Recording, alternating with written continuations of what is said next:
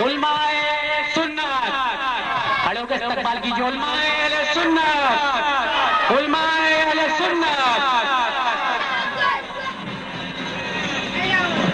تشریف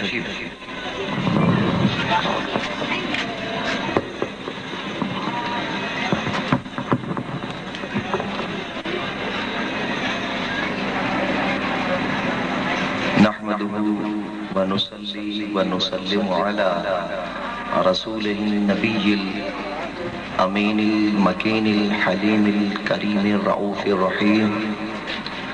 أما بعد فأعوذ بالله من الشيطان الرجيم. بسم الله الرحمن الرحيم. ورفعنا لك ذكرك. صدق الله العظيم وصدق رسوله النبي الكريم. الحمدللہ آج ہم سب پھر ایک مرتبہ اللہ اور اس کے رسول کے ذکر کی مجلس میں موجود ہیں. یہ اس کا خصوصی کرم اور خصوصی عنایت ہے، توفیق خاص اس کی کہ ہم اس کے رسول کے اور اس کے ذکر میں سننے کہنے کے لیے یہاں موجود ہیں.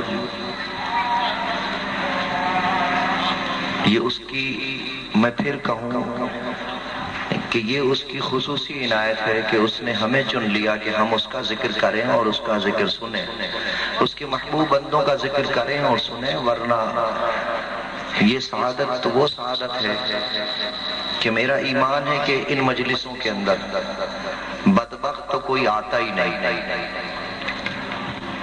شقی تو کوئی آتا ہی نہیں، جہنمی تو کوئی آتا ہی نہیں، بدقسمت مجلس میں آ ہی نہیں سکتا.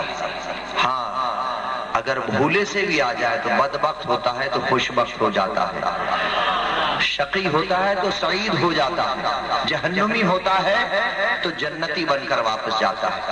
تو کیا آپ یہ سمجھتے ہیں کہ اس مجلس میں آنا، اس محفل میں آنا بڑا آسان تھا؟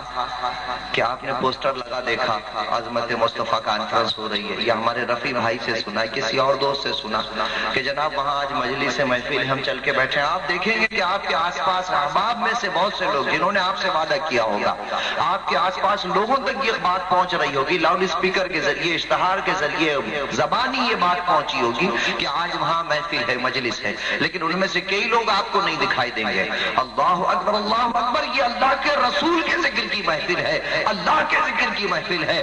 اگر کوئی نجی محفل کہیں ہو رہی ہو، کہیں ٹینٹ لگا ہو، روشنیاں لگی ہو، لوگ زرق برق کپڑے پہنے ادھر سے ادھر آ رہے جا رہے ہو، اللہ اکبر، آپ کو کھانے کی خوشبو آپ کی مشام جان کو معطر کر رہی ہو، آپ کی بھوک کو بھڑکا رہی ہو، اپنے ایمان سے بتائیے کہ آپ میرے مجلس کے بغیر جس کے گھر وہ نجی تقریب ہو رہی ہے، جس کے ہاں وہ ولیمہ ہے، جس کے ہاں وہ شادی ہے، جس کے ہاں وہ عقیقہ ہے، جس کے گھر وہ سالگرہ ہے، آپ بتائیے اپنے ایمان سے کہ وہ جس کے گھر ہو رہی ہے وہ مجلس جو میرے مجلس ہے، میرے محفل ہے، اس کی اجازت کے بغیر اس مجلس میں شامل ہو سکتے؟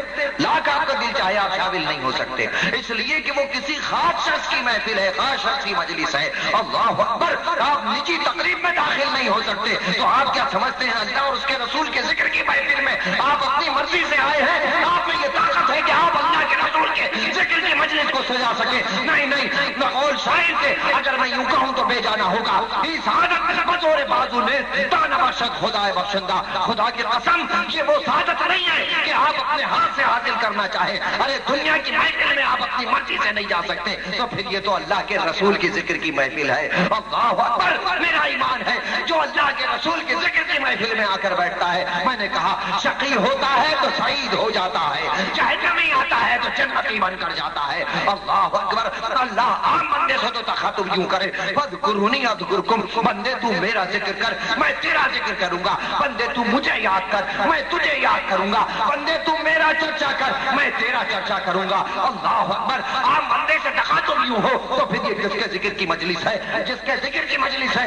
اپنے ایمان سے بتائیے جیسا اس نے اللہ کا ذکر کیا ہوگا. میرے آقا و مولا نے وجہ تخلیق کون و مکان، زمین و آسمان کی تخلیق جس کے باعث ہوئی ہے، انہوں نے جیسا ذکر اللہ کا کیا ہوگا، ساری کائنات نہیں، ساری مخلوق نہیں، سارے عالمین مل کر اگر اللہ کی حمد و ثنا کریں ویسا ذکر نہیں کر سکتے جیسا میرے رسول نے کیا. اللہ اکبر. تو پھر میرے رسول نے جیسا ذکر کیا ہوگا اللہ اس کے شایان شانی مجلس سے جماتا ہوگا, اور جو ان مجلسوں میں آتے ہیں انہیں اللہ منتخب کر لیتا ہے, اللہ انہیں چن لیتا ہے کہ میرے رسول کے ذکر کی مجلس ہے. اے لوگوں, میں تم میں سے انتخاب کرتا ہوں, وہ جن کے دل محبوب کی محبت سے معمور ہے, وہ جن کے دل محبوب کا ذکر سن کر مسرور ہوتے ہیں, بس ان کو اٹھا لیتا ہے, یا جن کی مغفرت کرنا چاہتا ہے انہیں گھروں سے اٹھاتا ہے, عزیز و اقربا سے چھڑاتا ہے, احباب سے چھڑواتا ہے, دوستوں سے چھڑواتا ہے, اور محبوب کے ذکر کی مجلس میں لا کر بٹھا دیتا ہے. تو یہ سعادت بزور بازو نیز تانا بخشت خدائے بخشندہ, یہ وہ سعادت نہیں ہے کہ آپ اپنی مرضی سے حاصل کرنا چاہیں. ارے یہ تو اللہ نے کرم فرمایا ہے کہ آپ اور میں اللہ کے اور اللہ کے رسول کے اور اللہ کے ذکر کی مجلس میں آ کر بیٹھے ہیں.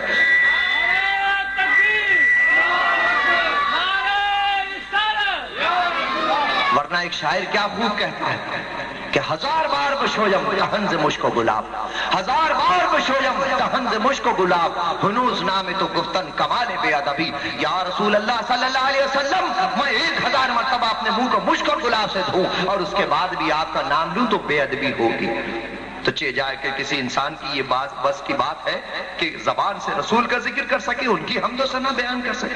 یہ تو اللہ کی خصوصی عنایت ہے, اس کا خصوصی کرم ہے کہ اہل محبت اہل سنت کے حصے میں اپنے محبوب کے ذکر کو ڈال دیا کہ کرو اور سنو. اللہ اکبر. نہ ہمارے یا کسی اور کے ذکر نہ کرنے سے ان کے ذکر کی رفت کم ہوتی ہے, نہ ہمارے اور آپ کے ذکر کرنے سے ان کے ذکر کی بلندی میں اور اضافہ ہوتا ہے.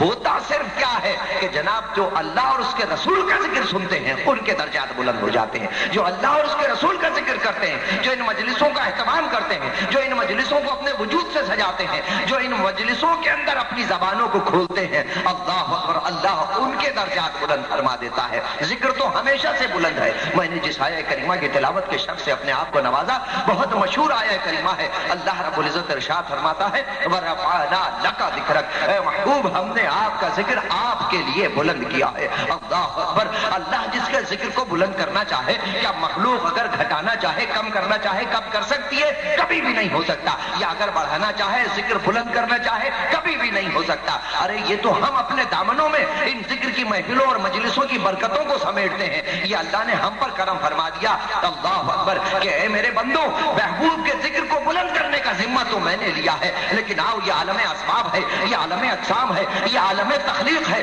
اب تم بھی اگر اس میں شامل ہونا چاہتے ہو تو اپنے دل کے دامنوں کو پھیلا لو. رحمتیں برس رہی ہیں, مغفرتیں بانٹی جا رہی ہیں, اللہ کی طرف سے انعام و اکرام کا سلسلہ جاری ہے. آؤ آؤ, اس ذکر کی مجلس کو کون اپنے وجود سے سماتا ہے, سجاتا ہے. میں نے تمہیں ذوق سماعت بھی عطا فرما دیا, قوت گویائی بھی عطا فرما دی. جاؤ میرے محبوب کے ذکر کی مجلسیں کرو, اس لیے کہ میں تو خود اپنے محبوب کے ذکر کی مجلس کو عرش پر جماتا ہوں. اللہ اکبر, اللہ اکبر. فرشتوں کو جمع کر کے محبوب کا ذکر کرتا ہوں. اللہ اکبر. کوئی اعتراض کرے کہ نہیں جناب تو آپ بتائیے یہ آیہ کریمہ کیا ہے؟ ان اللہ وملائکتہ یصلون علی النبی, کہ اللہ اکیلا نہیں کر رہا کام, لوگوں کو جمع کر رہا ہے, لوگوں کو نہیں جمع کر رہا. اللہ اکبر. مخلوق کو جمع کر رہا ہے, اور مخلوق بھی کون سی؟ فرشتوں کو جمع کر رہا ہے. ان اللہ وملائکتہ یصلون علی النبی, کہ اللہ اور اس کے فرشتے. تو ہم نے بھی یہی تو کیا ہے کہ لوگوں کو بھی جمع کیا ہے اور خود بھی آ گئے اللہ اور اس کے رسول کا ذکر کرنے کے لیے. اللہ اکبر. میں نے جس آیہ کریمہ کی تلاوت کے شرف سے اپنے آپ کو نوازا, اس کے چہت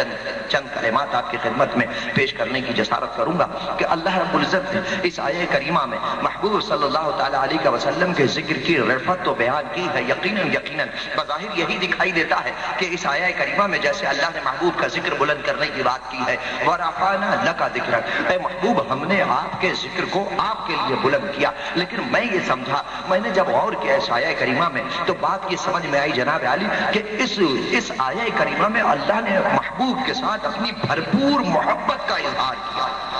بظاہر ذکر کی بات ہے, ورفعنا, اے محبوب آپ کا ذکر ہم آپ کے لیے بلند کر رہے ہیں, لیکن بغیر تحقیق آپ دیکھیے, بغور نظر دیکھیے, غور سے دیکھیے, غور سے اس آیہ کریمہ پر غور کیجیے, تدبر کیجیے, فکر کیجیے, تو معلوم ہوتا ہے کہ اللہ تعالیٰ اس آیہ کریمہ میں محبوب سے محبت کا, بھرپور محبت کا اظہار فرما.